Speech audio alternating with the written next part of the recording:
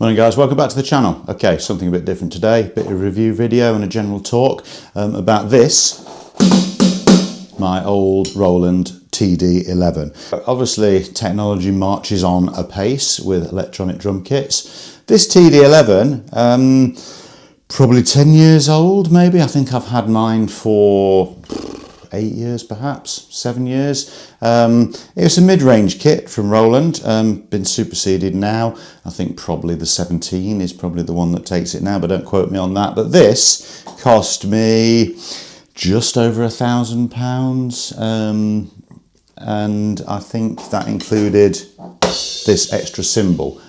So Roland's electronic drum kits, I mean, we've got Yamaha, you've got Alesis, you've got many others. I've always ended up with Roland ones. Why did I choose this? Well, when I'm teaching on electric kit for audio considerations and space considerations, what I feel like is I wanted something that had quite a small or compact footprint compared with my previous TD30, which at the time was Roland's flagship kit. So the good thing and the features that attracted me to this one were the fact that it's all mesh heads, the fact that I could include an extra crash cymbal. The ride cymbal is, I think, a 13 or a 12, something like that. Mesh heads, but they're all a little bit smaller. I feel like although the larger, more expensive kits are obviously great, they're actually very expensive. And in fact, what actually do you gain in terms of what you're using an electric kit for, which in my instance is basically practice and some of my teaching. So what do we get? Mesh heads. We get 2 crash cymbals, that was an extra one. We get the ride cymbal. Now the hi-hat's interesting because it's a fixed one. You'll know obviously the more expensive ones and the digital ones, the hi-hats go up and down, it's two pieces. To be honest, I had one of those with my Roland TD30. I think it was the VH10 or the VH11, so not the new VH14D or whatever it's called. What's that, £500–600 for a hi-hat? Oh, that's absolutely crazy. So this is fixed.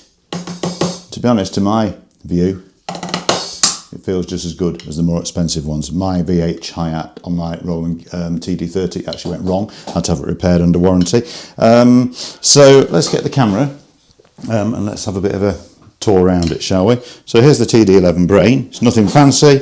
It's all done on a single loom, as these are. So obviously the more expensive ones, you get an individual output for each drum. Well, you don't on here, but that's fine, to be honest, for what I'm using it for.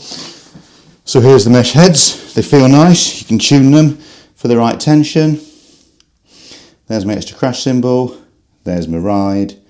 And there's that. And to be honest, I think you still get these pads or similar on some of the Roland kits even these days. So here's the hi-hat here. So you can see it doesn't actually move. And you get a nice kick trigger. Which again, it's not mesh, but it's a nice sort of foam. And to be honest, to me, it responds quite similarly to actually a real bass drum, which is what you want. Quite a small footprint, and it's great because if I'm teaching and you've got like a kid coming onto it and they want it all a little bit more compact, well, you can do that, but I'm 6'2", and also as I've got it set up here, the actual contact points, although the pads are a bit small, the contact points are in the right place, so I honestly don't find it a problem. I think a lot of people go on about the fact that you need to have the latest and greatest of these things. Well, I've played a TD50, yeah, it's wonderful, but it's also cost more than my car, and it's not that much better than this. The sounds that you get from this module, they're actually fine. I mean, I just use this Real Rock one. Obviously you can't really tell what it sounds like properly because it's a YouTube video, but trust me, it's absolutely fine. And I've also been able to link using this USB cable in there and link it to my MacBook. And in linking it to my MacBook, I've been able to trigger the drum sounds in Logic and use it as like a MIDI controller. And it works perfectly, I hazard to say, just as well as the most expensive e-kit you can get these days. Now, so what went wrong with it? Well, I've had to replace the hi-hat pedal I think it was something like an FD8 before. Yeah, it was, and it went wrong. I think I tried to repair the piece of rubber inside it, as you can, but it's a well-known problem. That went wrong. So now I bought this, which is loads better, and you can see there's a spring here. There's also another spring placed there. But again, because I often have smaller people learning on this in terms of lessons, I actually I only used one spring, and it's nice and light. And frankly, it's a good kit. I would go so far as to say I would highly recommend it. I've seen no reason that I would need to upgrade it. And if you ever find a TD11 and you're looking for a cheap but good quality kit that will stand up to daily use, then honestly, this is absolutely brilliant. It's perfect for my needs, and it would be good for yours. Have I ever gigged with it live? Well, no, I haven't.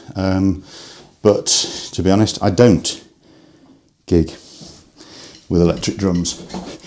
Let's see, they sound fine. They sound all right. It feels like a drum kit.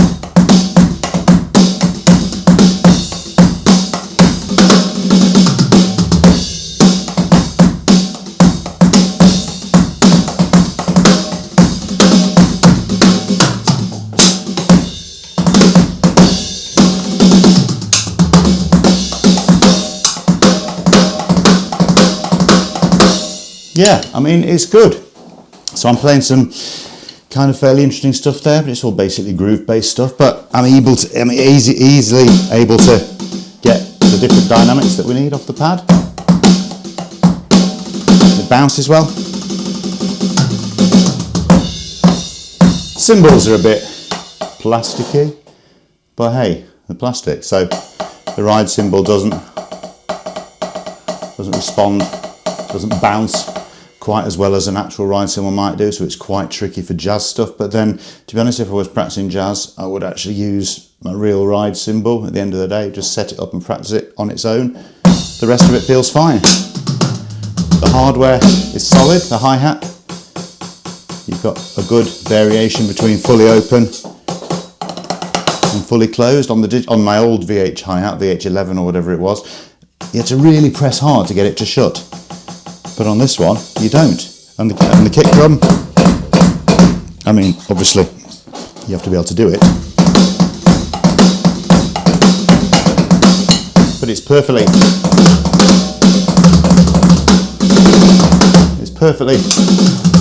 adequate.